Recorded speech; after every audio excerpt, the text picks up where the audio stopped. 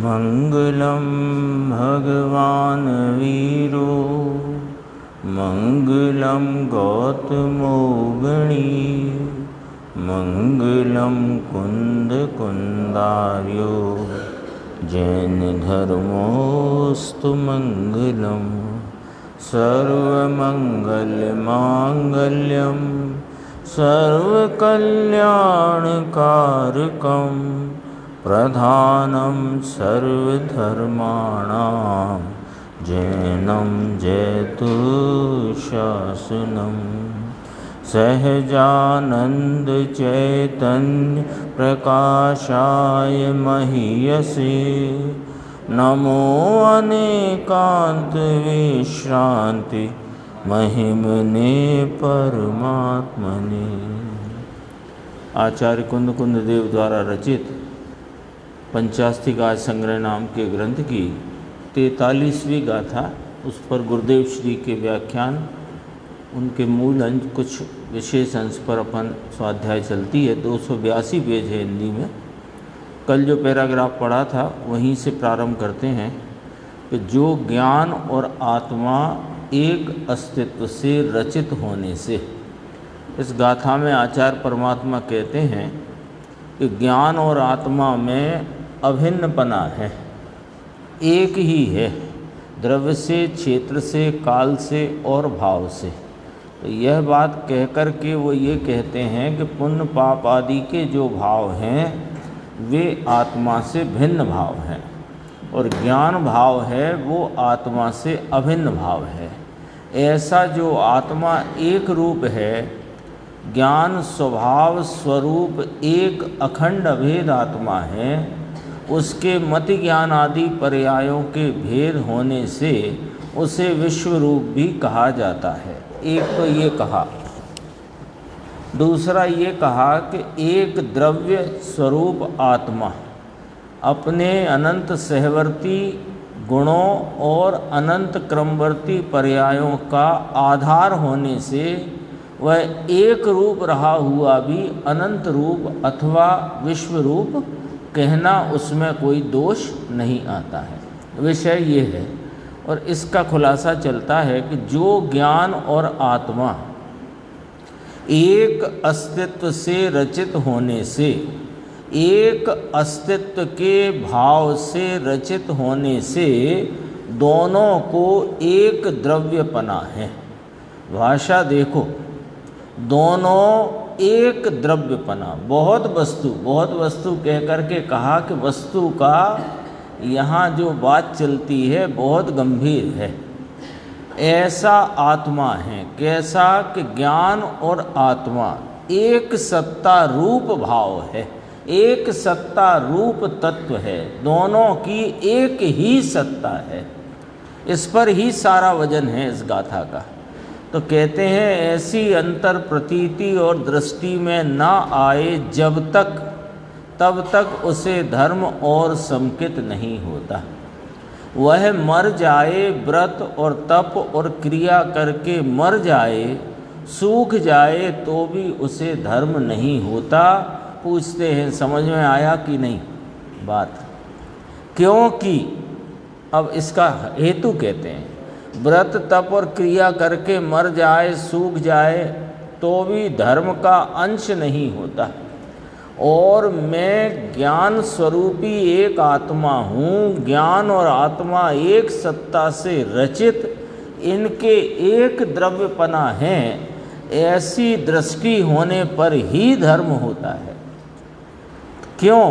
क्योंकि जिसमें एक द्रव्यपना नहीं, ज्ञान और आत्मा में एक द्रव्यपना है, और जो क्रिया कांड है देह आश्रित, उसमें और आत्मा में एक द्रव्यपना नहीं है। तो जिसमें एक द्रव्यपना नहीं, ऐसा क्रिया कांड करे और द्रव्य को लाभ हो, ऐसा है नहीं। क्योंकि न्याय से ही नहीं बैठती बात। सीधी सी बात है, भूख हमें लगे और भोजन आप करो तो क्या कैसे काम चले? ऐसी ही बात है। दया, दान, व्रत, भक्ति, पूजा का विकल्प है, उसे और आत्मा को एक द्रव्यपना नहीं है। तीन पंक्ति में दो बातें आ गई।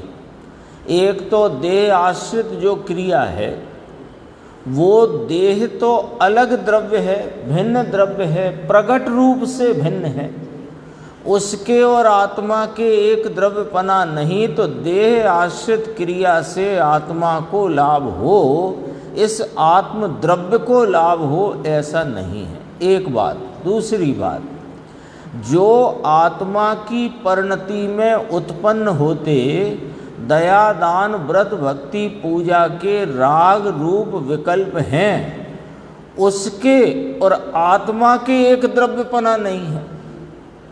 दूसरा पॉइंट। पहला पॉइंट तो देह आश्रित क्रिया से धर्म नहीं होता, इसका न्याय क्या कि देह और आत्मा के एक द्रव्यपना नहीं है, इसलिए देह की किसी क्रिया से आत्मा द्रव्य को लाभ हो ऐसा नहीं है, एक न्याय। दूसरा, चलो देह आश्रित क्रिया से न हो पर कषाय की मंदता रूप जो दया दान व्रत भक्ति पूजा के विकल्प रूप भाव हैं, उनसे तो लाभ होगा कि नहीं, उनका और आत्मा का भी एक द्रव्यपना नहीं। वो पुण्य पाप के शुभ अशुभ कषाय की मंदता तीव्रता के जो भाव हैं, उनका द्रव्य अलग, उनका क्षेत्र अलग, उनका काल अलग, उनका भाव अलग, तो उससे लाभ हो ये बात कहीं से सिद्ध नहीं होती। देखो तो कौन है फिर वो पुण्य पाप के भाव के? वे तो परद्रव्य है, परद्रव्य है, ऐसा कहते हैं। यहाँ तो ठाकुरदास जी ये भगवान की भक्ति पूजा दान दया और व्रत के भाव और आत्मा, इन दोनों को एक द्रव्यपना नहीं है, सिद्ध ही नहीं होता। कैसे सिद्ध नहीं होता? कि सिद्धों से पूछ लो, सिद्ध भगवंतों से पूछ लो, उनकी दशा से पूछ लो। सिद्ध भगवंत की दशा क्या कह रही है? अरिहंत परमात्मा की दशा क्या कह रही है? कि यदि शुभ अशुभ भाव रागादि भाव यदि आत्मद्रव्य के होते तो उनकी परिणति में भी वे मौजूद होने चाहिए थे, उनके द्रव्य में वे प्रकट होने चाहिए थे। लेकिन ज्ञान का और आत्मा का एक द्रव्यपना है, क्योंकि अरिहंत परमात्मा के जब संसार अवस्था थी तब भी उनके ज्ञान वर्तता था, अरिहंत अवस्था में भी वर्तता था, और अब सिद्ध हुए हैं तो भी वर्तता है। तो ज्ञान और आत्मा का एक द्रव्यपना सिद्ध होता है, उनका क्षेत्र एक सिद्ध होता है, उनका काल एक सिद्ध होता है, उनका भाव स्वभाव एक सिद्ध होता है, किंतु पुण्य पाप रूपी रागादि भावों का और आत्मा का कोई संबंध नहीं, संबंध ही नहीं है। एक पने अस्तित्व यदि रचित हो, जिसका एक अस्तित्व पने या एक पने से जिसका अस्तित्व हो, वो कभी भिन्न नहीं पड़ता। पुण्य पाप के शुभ अशुभ भाव भिन्न पड़ जाते हैं, इसलिए ये सिद्ध होता है कि आत्मा का और पुण्य पाप रूपी भावों का एक अस्तित्व नहीं है। न्याय से बात है, समझ में आने वाली बात है ना? न्याय से है कि नहीं बात? यहाँ कहाँ अड़चन है?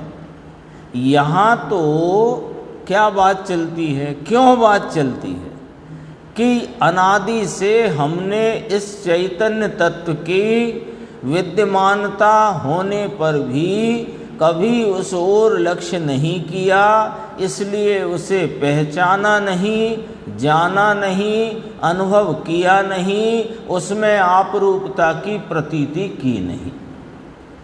तो हम संसार के चार गति के परिभ्रमण में चक्कर लगाते रहे। अब इस चक्कर से छूटना हो तो क्या करना, तो इसके लिए बात चलती है, उस चक्कर से छूटने के लिए बात चलती है। और इस चक्कर में रहना हो तो तुम जो कर रहे हो, हम जो कर रहे हैं वो ठीक ही कर रहे हैं, वो तो उसका फल यही है जो हमें चाहिए। यदि हमें इससे छूटना है तो हमारी चीज़ क्या है, उसका स्वरूप क्या है, हमारी चीज़ में क्या है, ये बात को बराबर समझकर निर्णय में लेना ही पड़ेगा। इसलिए ये बात चलती है। यहाँ तो तेरी चीज़ में क्या है और कैसे है और किस प्रकार है, इसका इसे ज्ञान कराते हैं। और उसका ज्ञान ना हो और तब तक वह पर से पृथक नहीं होगा। क्यों नहीं होगा पर से पृथक?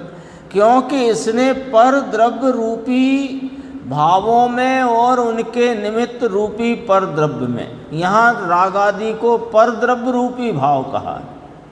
तो रागादि भावों में और उसके निमित्तों में जिसने एकत्व करके बैठा है उसको धर्म नाम का भाव प्रकट नहीं हो सकता। तो पर से पृथक होगा तो ही होगा ना। तो पर से पृथक होए कैसे? अब प्रश्न ये है कि पर से पृथक होए कैसे, कि पर से भिन्न अपना जो स्वरूप वास्तविक है उसका जब ज्ञान हो, उसका जानना हो, उसका अनुभव हो, उसकी प्रतीति हो, तो पर से पृथक पढ़ करके इसकी परिणति में सम्यक दर्शन रूपी धर्म का अंकुरण होता है, उत्पन्न होता है, वहाँ से धर्म का प्रारंभ होता है। पर से पृथक हुए बिना उसे सम्यक दर्शन का धर्म नहीं होता। आगे इसी पेज पर आगे चलते हैं। देखो यहाँ तो कहते हैं कि अहो भगवान आत्मा वस्तु है, इसका जो यह जानना, बहुत समझो इस गाथा में बहुत ही सरलता से आत्म तत्व तक पहुँचाने की बात की है। वहाँ से बात शुरू की थी, उपयोग जीव का लक्षण है। उपयोग क्या है कि वह चैतन्य का अनुविदायी परिणाम, आत्मा के चैतन्य का अनुविदायी परिणाम वह उपयोग है। जो चैतन्य का अनुसरण करके उत्पन्न होता है वह उपयोग है। उपयोग के दो भेद कहे, ज्ञानोपयोग दर्शनोपयोग। ज्ञानोपयोग के 8 भेद कहे, दर्शनोपयोग के 4 भेद कहे। ये सारी चर्चा काय के लिए चली, कि इसके लिए चली कि उस उपयोग की परिणति जो चैतन्य का अनुसरण करके चैतन्य से अभिन्न रहती हुई वर्तती है, उस भाव से तुम अपने चैतन्य को पहचानो। इसलिए ये बात चली, पहचान कराना है। एक बात तो ये है कि मैं एक हूँ, ध्रुव सामान सदृश टंकोत्कीर्ण विज्ञान घन स्वरूप आनंद स्वरूप वस्तु हूँ। अब वो वस्तु का बराबर स्वरूप तो ख्याल में लिया, पर मिले कैसे, कहाँ है, किसके साथ है? तो यहाँ ये कहते हैं कि वो ज्ञान का परिणमन जो प्रति समय चल रहा है, वहाँ पर वह वस्तु अभेद रूप से वर्त रही है। तो ज्ञान के परिणमन में क्या करना कि ज्ञान का जो परिणमन, मति शुद्ध ज्ञान का जो परिणमन उघाड़ रूप, प्रकट उघाड़ रूप दशा है, वो दशा से आत्मा अभिन्न पने रहा हुआ है। तो वो दशा में दशा का भाव छोड़कर दशावान को जो ज्ञान की पर्याय पकड़ेगी, वहाँ धर्म की उत्पत्ति, आनंद की उत्पत्ति होती है। अब इससे सरल क्या हो सकती है बात? समय सार जी में खूब बात चली, सर्व विशुद्ध ज्ञान अधिकार में इस चैतन्य तत्व का, दृष्टि के विषय का बहुत स्पष्टीकरण आया, नियम सार में भी बहुत आया, पर मिले कैसे? तो वो यहाँ पर समझो कि ये एक प्रायोगिक विधि अपने सामने आ गई इस गाथा के द्वारा। अब ये गाथा के पहले अनेक गाथाओं से तो इस उपयोग रूप आत्मा को स्थापित किया, उपयोग की व्याख्या करके, क्योंकि पहले ये निर्णय कराया कि ये जो कुछ जानना हो रहा है, अभी अपने इन शब्दों संबंधी जानना है, ये यहाँ जो कृत्रिम प्रकाश है इसका जानना है, सामग्री है ये अनेक घटपट आदि कहो, बेंच टेबल चटाई कहो, इनका जानना हो रहा है कि नहीं हो रहा है?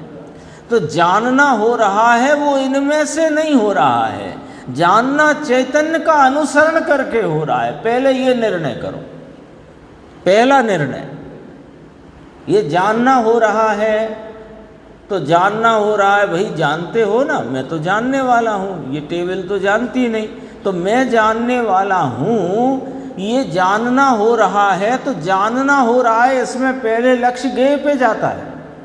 क्यों? कि ज्ञेय से हम जानते हैं कि जान रहे हैं। जैसे अभी बच्चा पूछे कि जानना क्या होता है, तो भैया तुम देखो ये सामने टेबल है, ये चश्मा है, ये टीवी है ना, ये दरवाज़ा है, ये खिड़की है, तुम जान रहे हो कि नहीं जान रहे? तो ज्ञेय की तरफ से ज्ञान का बोध कराया कि ये इसे जानना कहते हैं। अब आगे बड़ी बात कि ये जानना हो कैसे रहा है? ज्ञेयों से हो रहा है कि ज्ञान स्वभाव से हो रहा है? तो कहा कि चैतन्य का अनुसरण करता हुआ यह परिणाम है। ये परिणाम अपने चैतन्य को, अपने ज्ञान दर्शन स्वरूप को अनुसरण करके उत्पन्न हो रहा है।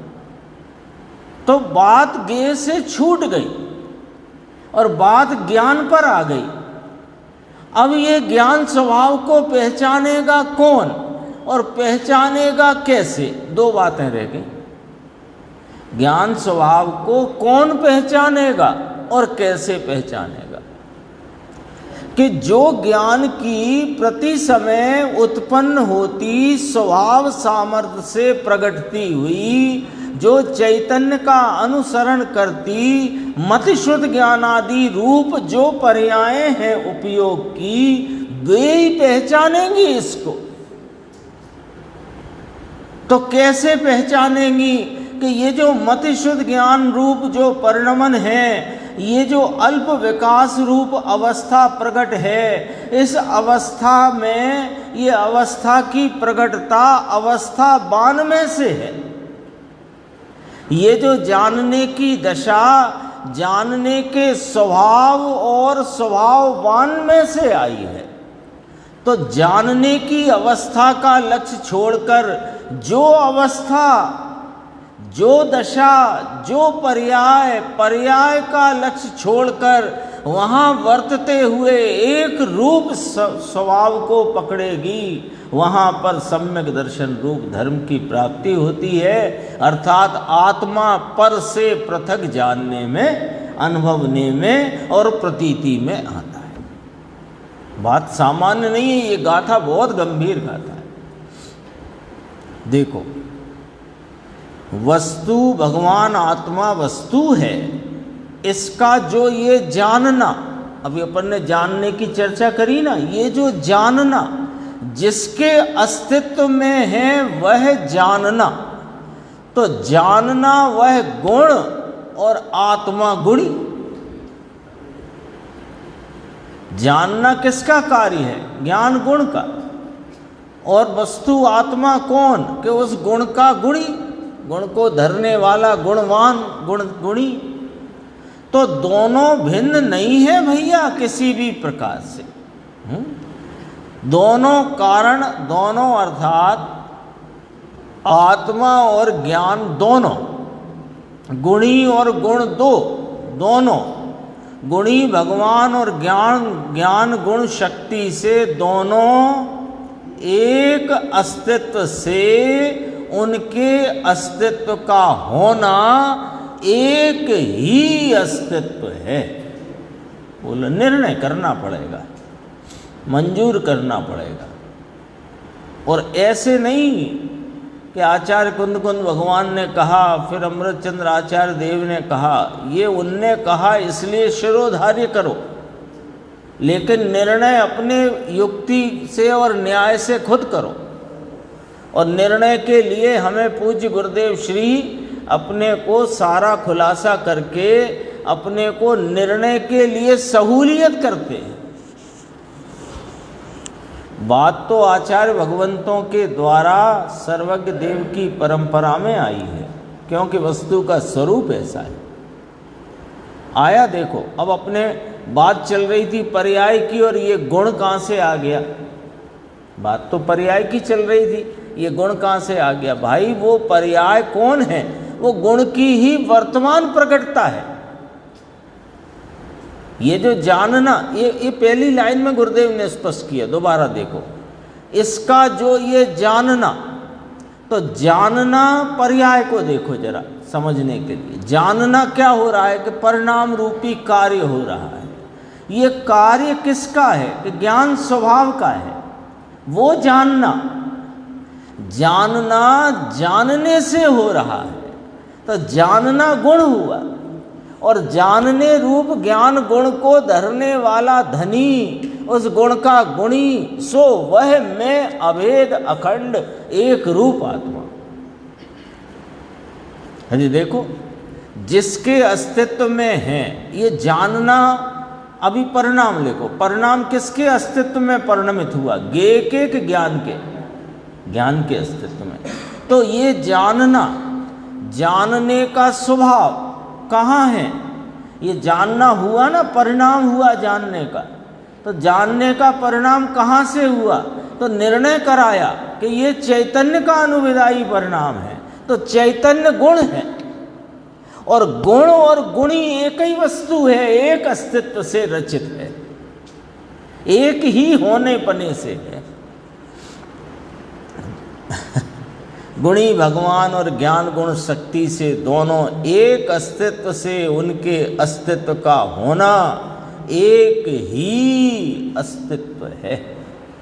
उसके दो अस्तित्व, ज्ञान का अस्तित्व अलग और आत्मा का अस्तित्व अलग, ऐसा नहीं है। जैसे शरीर का अस्तित्व अलग और आत्मा का अस्तित्व अलग।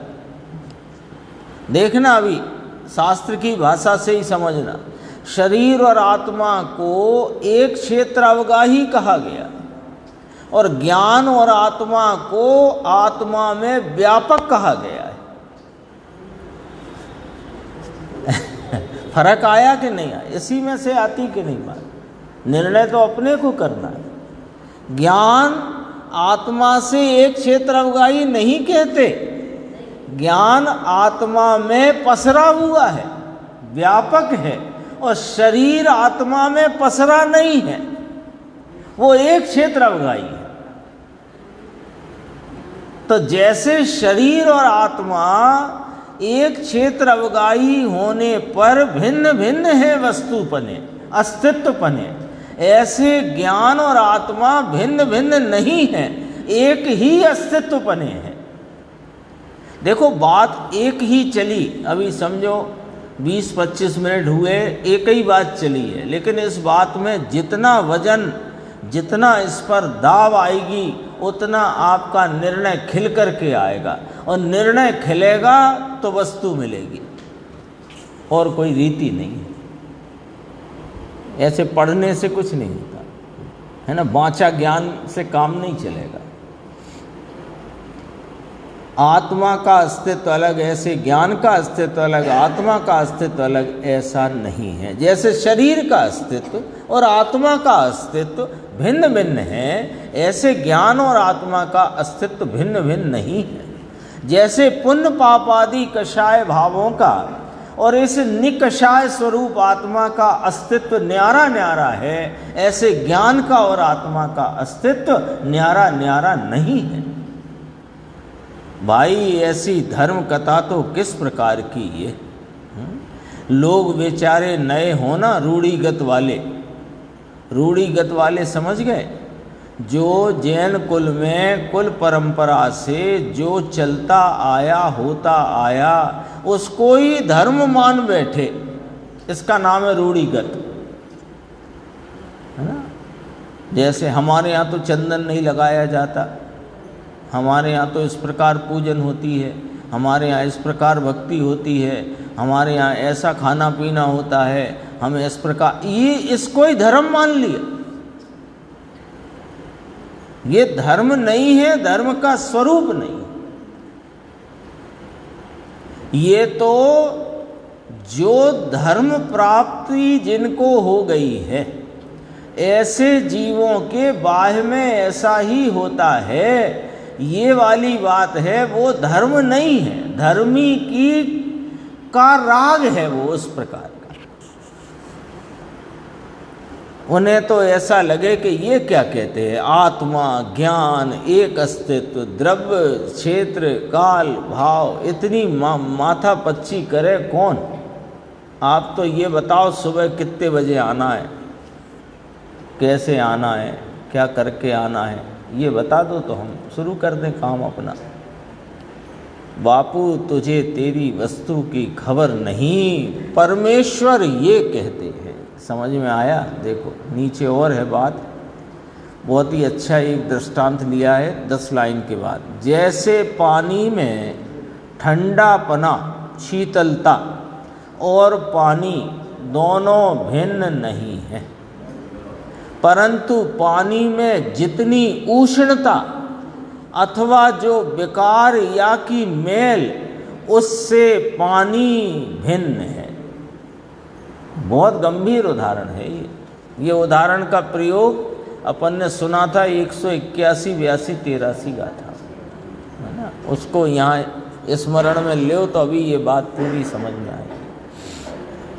पानी में शीतलता का भाव, स्वभाव और पानी नाम की वस्तु, उस दोनों में भिन्नता नहीं है, पर पानी की अवस्था में जो उष्णता है अथवा पानी की अवस्था में जो मैलापन है, वो उस काल में भी उससे पानी भिन्न है, उस काल में भी। वैसे भगवान आत्मा शरीर, कर्म और वाणी के अस्तित्व से अत्यंत भिन्न जाति की सत्ता उसकी है। दृष्टांत याद करो, 2 बातें कही।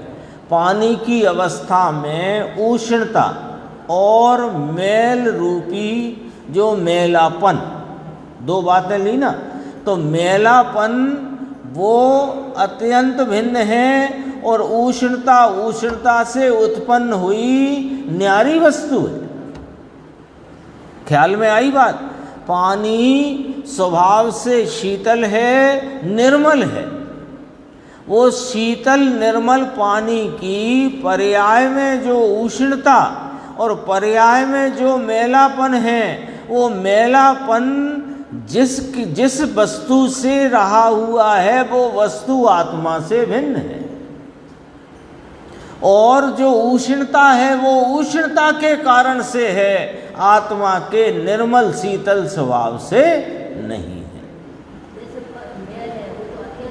हाँ हाँ, वो उष्णता कहाँ से आई है, बस प्रश्न यहाँ से उत्पन्न करो और उत्तर ले लो। उष्णता कहाँ से आई है?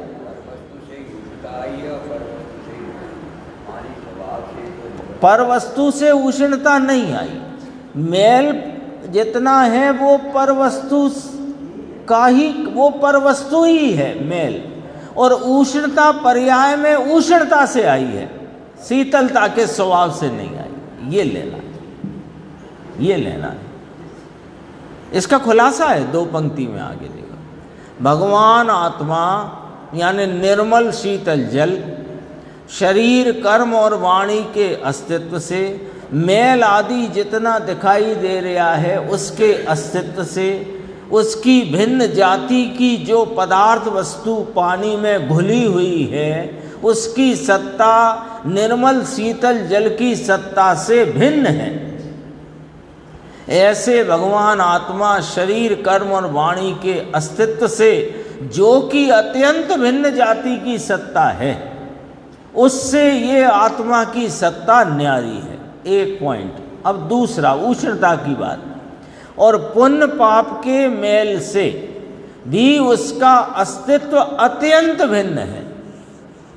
पुण्य पाप रूपी जो भाव है, यानी पानी में जो उष्णता है, उस उष्णता से पानी के निर्मल शीतल भाव का अस्तित्व, निर्मल शीतल भाव और पानी, इन दोनों का अस्तित्व तो एक, और उष्णता है उसका अस्तित्व पानी से न्यारा है। वो वस्तु किसकी के? उष्णता की। क्रोधादि क्रिया और जानन क्रिया, दो शब्द आए थे वहां पर। वो अच्छा है, वो अपना अभी ताजा ताजा है, और यहां भी ये बात आ गई। ये समझो कोई अपना लाभ होने वाला है तब ये बातें कर।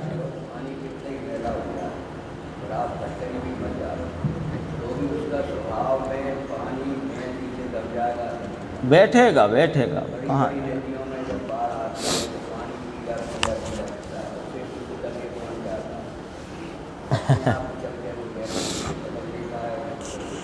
सत्ता ही भिन्न है, एक ही पॉइंट चल रहा है अभी तो। द्रव्य क्षेत्र काल भाव है ना, तो द्रव्य की सिद्धि सत्ता पने से, एक सत्ता, एक सत्ता, वो एक सत्ता से, एक अस्तित्व से रचित कौन? ज्ञान और आत्मा। ऐसा, अभी सुनो, ऐसा जब तक अंतर में न जाने तब तक उसे आत्मा में अस्तित्व की जो स्थिति है उस प्रकार से इसने जाना नहीं है। आत्मा की सत्स्वरूपता को, आत्मा की सत्ता भाव को, आत्मा के सत्ता रूप को उसने जाना ही नहीं है। जब तक कि पुण्य के एक परिणाम के अंश मात्र को भी अपने से भिन्न नहीं जाना, तब तक इसने आत्मा की सत्ता को पहचाना ही नहीं है।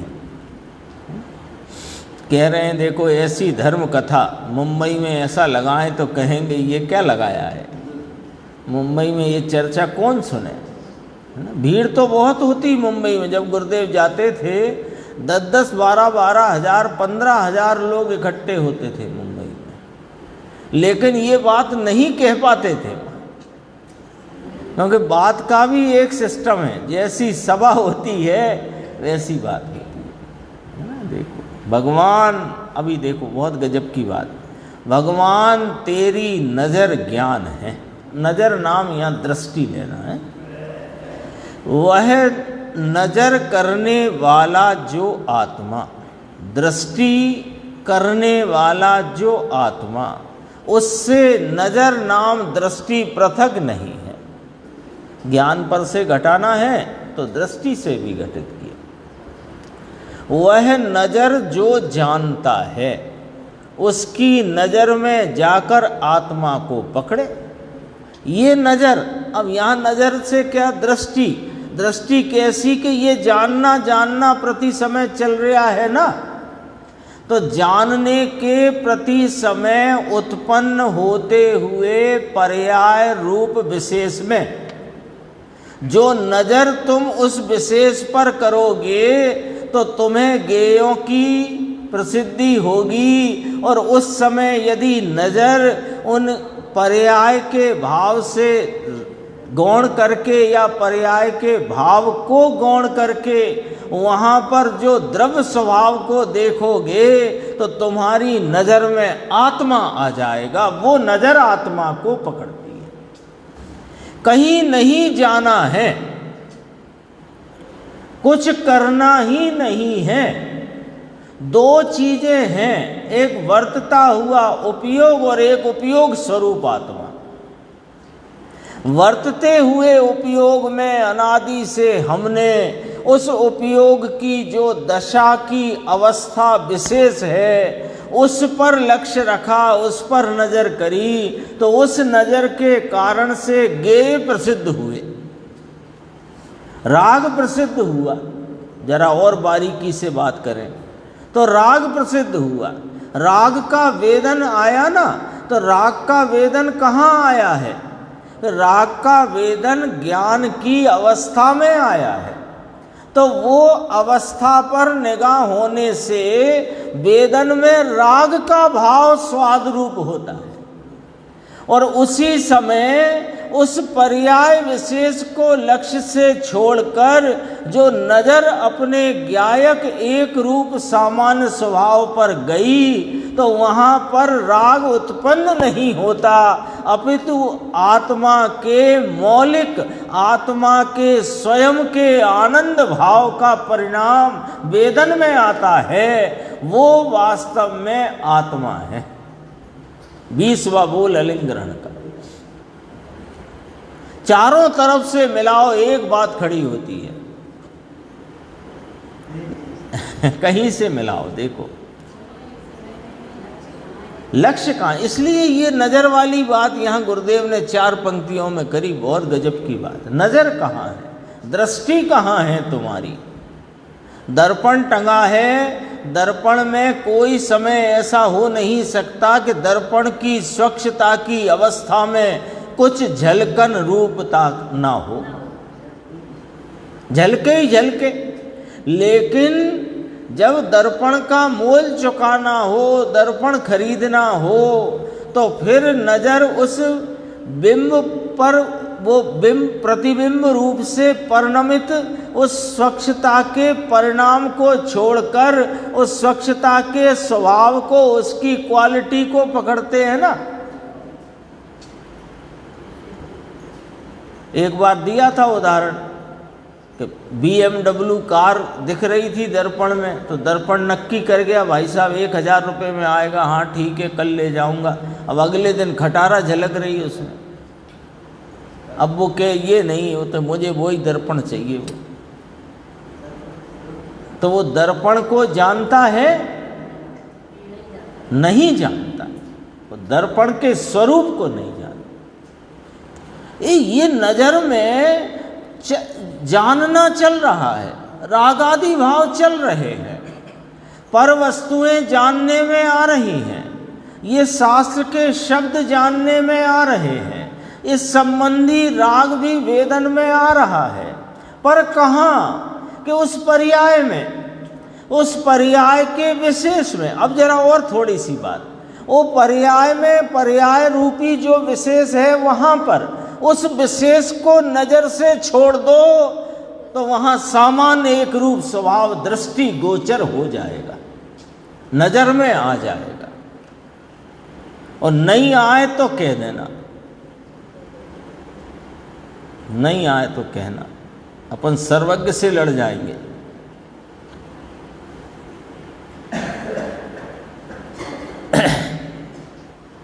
पुण्य पाप के देखो, उसकी नजर में, जो नजर किस पर, जो जानता है उस पर, उसकी नजर में जाकर आत्मा को पकड़े, ऐसा कहते हैं। क्यों ऐसे कैसे पकड़ आएगा? क्योंकि दोनों भिन्न नहीं है। ये बात परिशिष्ट में समय सार जी के कही कि साहब क्या एक ज्ञान गुण ही आत्मा में है जो आप ज्ञान थे आत्मा, ज्ञान वह आत्मा, ज्ञान वह आत्मा कहते आए हो पूरे समय सार में। तो कहा कि ज्ञान असाधारण स्वयं संवेद्यमान ऐसा लक्षण है। तो लक्षण की एक व्याख्या है कि लक्षण लक्ष्य से जुदा नहीं होता, त्रिकाल जुदा नहीं होता और प्रकट होना चाहिए। तो ज्ञान वह लक्षण है, वही बात यहाँ चलती है। ज्ञान उस गुण, उस गुणी से कभी भिन्न नहीं होता। पुण्य पाप के राग और निमित्त से तो वह पकड़ में आए, ऐसा नहीं है। क्यों? क्योंकि उसमें वे है नहीं। समझ में आया? वो ज्ञान स्वभाव में उनका प्रवेश नहीं, तो वो मिलेंगे कैसे वहाँ? उससे मिलेगा कैसे? देखो आगे पेज आ गया 285, लगभग एक पेज छोड़कर आगे आए। तेरे भगवान को पहुँचने के लिए ज्ञान गुण वह तेरा है, पुण्य पाप आदि भाव वो तेरे नहीं हैं। और हमारा उद्यम किस ओर जा रहा है? हमारा सारा उद्यम, सारा प्रयत्न वो राग के तरफ, राग के साथ, राग के लिए दौड़ रहा है। और उस राग में से हमें ऐसी कोई झूठी उम्मीद बांध कर बैठे हैं कि इसमें से हमें आत्मा मिल जाएगा। है ही नहीं, वो तेरा भाव ही नहीं। तो मेरा भाव क्या है कि ज्ञान गुण वह तेरा है। वह ज्ञान गुण और गुणी कभी भिन्न पड़ते नहीं। बोलो, निगोद में रहा तब भी भिन्न पड़ा नहीं। त्रियंच की अनेक प्रकार की अनेक पर्यायों में रहा, मन बिना का रहा, तो भी ज्ञान और आत्मा भिन्न पड़े नहीं। सिद्ध हो गए तो भी ज्ञान और आत्मा भिन्न पड़े नहीं। अरे इस पर से ही निर्णय करो कि एक ज्ञान मात्र ही वह लक्षण है जिससे इस आत्मा तक पहुंचा जा सकता है। ज्ञान गुण और गुणी कभी भिन्न पड़ते नहीं। इसलिए इन दो का, दो कहे, देखो दो कहे, गुण और गुणी, ये दो कहे, क्योंकि उसमें वो भाव भिन्नता है। कैसी भाव भिन्नता कि ज्ञान गुण आधे है और ज्ञान वस्तु आधार है। आत्मा वस्तु आधार है और ज्ञान गुण उसका आधे है। यहाँ ये वाली व्याख्या है। तो दो का अस्तित्व एक होने से, लेकिन अस्तित्व तरीके दोनों एक हैं। उसका द्रव्य एक द्रव्य है। दो कहे ना, वाचक आए दो, संज्ञा कितनी? दो, लेकिन वस्तु एक, द्रव्य एक, अस्तित्व एक। दो, उनका द्रव्य एक है। ज्ञान का द्रव्य अलग और आत्मा का द्रव्य अलग, ऐसा नहीं है। पुण्य पाप के परमाणु पर्याय जो है उसका द्रव्य अलग है वास्तव में। यहाँ इन्होंने ऐसा लिया है, पुण्य पाप के विकल्प को भी परद्रव्य गिना है। दो प्रकार से पुण्य पाप की चर्चा आई दो लाइन में। पुण्य पाप के परमाणु माने वे द्रव्य कर्म रूप जो पुद्गल परमाणु, वे तो अलग ही हैं द्रव्य, लेकिन पुण्य पाप का विकल्प भी परद्रव्य है। ये कौन सा न्याय हुआ? होता तो जीव की पर्याय में है, पर्याय में होने पर भी वे एक सत्ता रूप नहीं है। यदि एक सत्ता रूप होते तो सदा काल रहते कि नहीं रहते? तो सदा काल नहीं रहते। उसने ही सिद्ध किया कि ये आत्मा की और पुण्य पाप की सत्ता न्यारी है।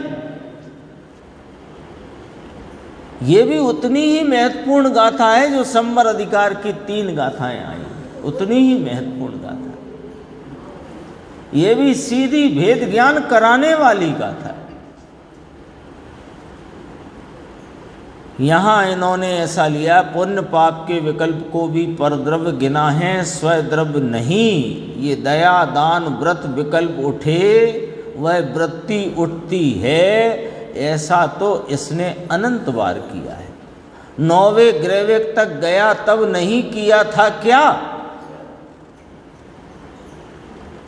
जिस राग के भरोसे तुम आज आत्मा प्राप्त करना चाहते हो, जिस राग के द्वारा तुम्हें आत्मा प्राप्त करने की कोई झूठी उम्मीद लगी हुई है, उससे भी ज़्यादा उत्कृष्ट यानी मंदा राग तुमने अनंत बार पहले किया है।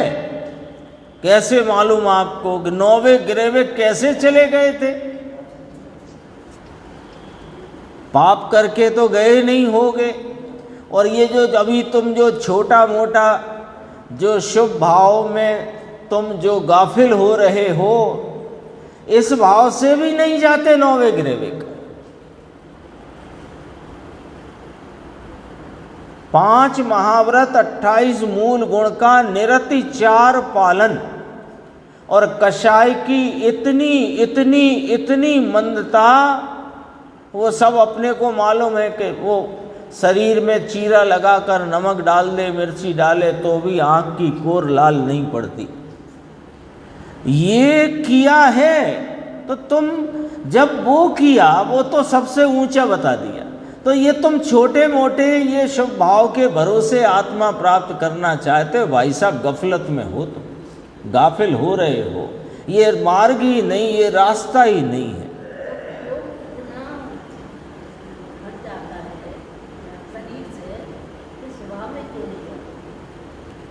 स्वभाव में जाने के लिए स्वभाव का धैर्य पूर्वक और शौर्य पूर्वक निर्णय करना पड़ेगा।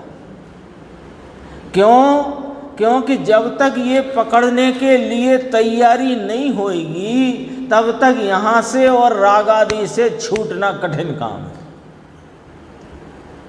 तो तैयारी तो यहाँ करना है ना, जिसे अपनी नज़र में लेना है, जिसे अपने उपयोग का विषय बना करके उपयोग में जिसके निर्मल भावों का वेदन प्राप्त करना है, जिस आत्मा को जानने से परिणति में धर्म का परिणाम प्रकट होता है, वो आत्मा को जानने के लिए निर्णय रूपी तैयारी पूरी करना पड़ेगी। और जिनकी नास्ती है तो वो जोर से नास्ती चाहिए, ढीली पोली नहीं। देखो बड़ा अजीबोगरीब स्थिति है, देह का संयोग है, देह भिन्न है, ये मोटी बुद्धि में समझ में आती है, फिर भी देह के प्रति का राग नहीं छूटता है। तो कहते हैं राग घटाने फटाने का काम हमारे पास नहीं, राग हम में है ही नहीं, क्या घटाना।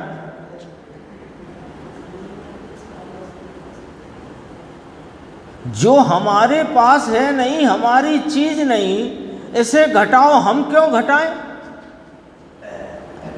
ये हमारी चीज नहीं, ऐसा निर्णय जो किया, तो राग की तो ताकत नहीं है। जो उपयोग इस आत्मा को विषय करेगा तो राग की तो ताकत नहीं कि उठ के खड़ा हो जाए। ताकत तो लाओ, तैयारी तो करो।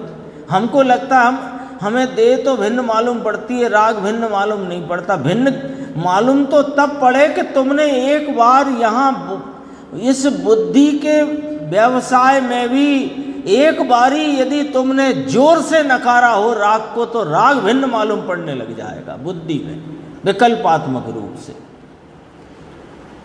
हमसे नकार नहीं होता राग का। क्यों नहीं होता? भयभीत है। किस बात से? ये ठीक है, अब इससे कम से कम देवादिक गति तो मिलती है, गति तो नहीं बिगड़ेगी। चलो देवादिक का लोभ नहीं है, पर बिगड़ने का भय तो है। गति नहीं बिगड़ेगी तो तुम्हें गति में ही रहना है। जैसे गतियों से पार निकलना है, उसे गतियों के जो कारण हैं उनसे मैं न्यारा हूं, ऐसा अंदर से शौर्य प्रकट करना पड़ेगा। ताकत चाहिए पड़ेगी। इस परिणाम से तो यूँ हो जाएगा, उस परिणाम से फलाना बंद हो जाएगा, तुम बंद के ही हिसाब लगाते रहो। और ये मुक्त स्वरूप ऐसे का ऐसा विराजमान है, इसकी तरफ देखना ही नहीं, इसका निर्णय ही नहीं करना। बंद पद्धति पूरे जिनागम में बताई है तो बताई है, तो ज्ञान कराने बताई है, उससे लिपटने चिपटने नहीं बताई है। समझना पड़ेगा बात को। बहुत ये गाथा अभी तो अपन जितनी पढ़ते जाएंगे उतनी इसमें माल ही माल भरा है। देखो 9वें ग्रेविक गया तब नहीं किया, क्या समझ में आया? यदि ले अन्याय रखा, यदि पर द्रव्य से स्वय द्रव्य को लाभ हो तो भाई तूने ऐसा तो अनंत बार किया है, फिर लाभ क्यों नहीं हुआ? यहाँ तो कहते हैं दोनों एक अस्तित्व से रचित होने से। साहब नए रचित हुए हैं कि भाषा ऐसी ली, रचित माने वो एक ही चीज है, ये कहना है ना। शक्कर मिठास से रचित है, तो पहले एक पदार्थ लिया, उसमें मिठास डाली और शक्कर की रचना करी, ऐसे नहीं है। शक्कर या कोई भी वस्तु जो लो, नमक लो, तो नमक और खारापन एक ही सत्ता से रचित है, ऐसे। अर्थात कि दोनों अनादि के ऐसे हैं। भगवान आत्मा और उसका जानने का जो शक्ति नाम गुण, दोनों अनादि के एक अस्तित्व अर्थात एक सत्ता से हैं दोनों, ऐसा दो की एक सत्ता से दो है। लो, दो भी कहते जा रहे हो और एक भी कहते आ रहे हो कि हाँ ऐसा ही कह रहे हैं। गुण और गुणी दो कह रहे हैं, स्वभाव और स्वभाववान दो कह रहे हैं, ज्ञान गुण और आत्मा दो कह रहे हैं, लेकिन दोनों की सत्ता एक है। इसलिए अनादि से एक रचित है, ऐसा कहने में आता है। समझ में आया? गजब बात भाई। भगवान आत्मा और जानने का जो कायमी तो समझते ना, सरल शब्द है, सदैव रहने वाला, कायमी, अनादि अनंत गुण। समझ में आया? वह गुण और ये गुणी भगवान, इन दो का अस्तित्व एक अस्थि रूप से रचित होने से दोनों एक द्रव्य रूप है।